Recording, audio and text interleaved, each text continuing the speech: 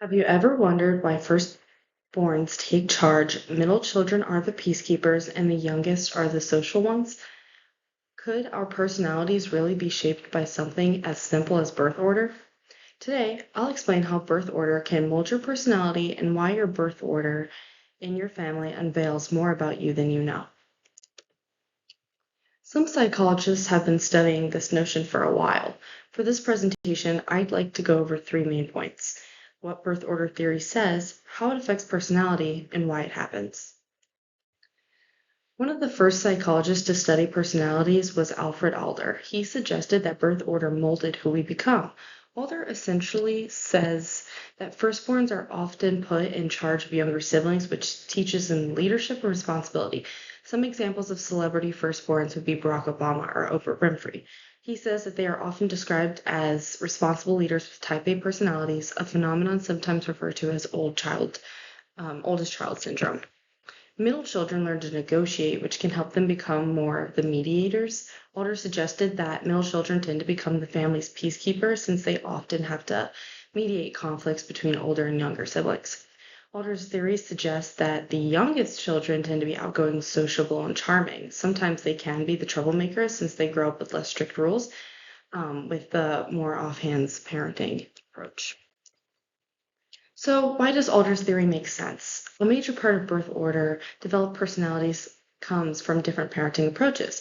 Studies provide examples of the influence of birth order theory include firstborns who develop authority, perfectionism, and responsibility because of their parents' expectations. Middle children may experience neglect and inadequacy, but develop strong social skills and a sense of justice. Last-born children often develop sociable, rebellious, and attention-seeking traits to distinguish themselves from their siblings, says Moraes, Chang, and Largato in a 2024 study about personalities.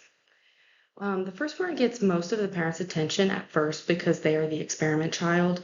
The middle child has to share the attention between their siblings, so they work harder to stand out.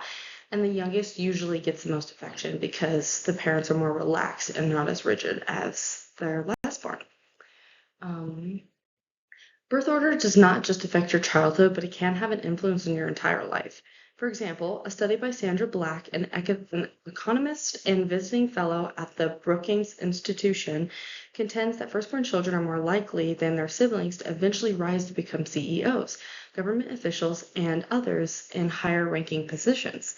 Middle children often succeed in careers that require teamwork, and the younger children succeed in more social and creative fields.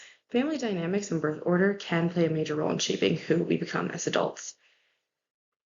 Now, to be fair, birth order isn't the only factor. Our personalities are also influenced by genetics, culture, and parenting style. For example, an only child might act more like a firstborn than like if they had siblings, and or they could act more like a younger child or a middle child. And also the younger sibling's trait can apply to an older sibling. Each person is unique to themselves. Roald Hedwig says a new wave of research relied on larger data sets and more robust statistical methods that earlier reports that claimed to find a relationship between birth order and personality. So there's more research to be done and more to discover. To conclude, birth order plays a major role in your personality. We have seen how Alder's theory explains this, how family roles shape behavior, and why these differences exist. Whether you're a leader firstborn, a mediator middle child, or the rebellious youngest, your place in the family may have helped you make you who you are today. Thank you.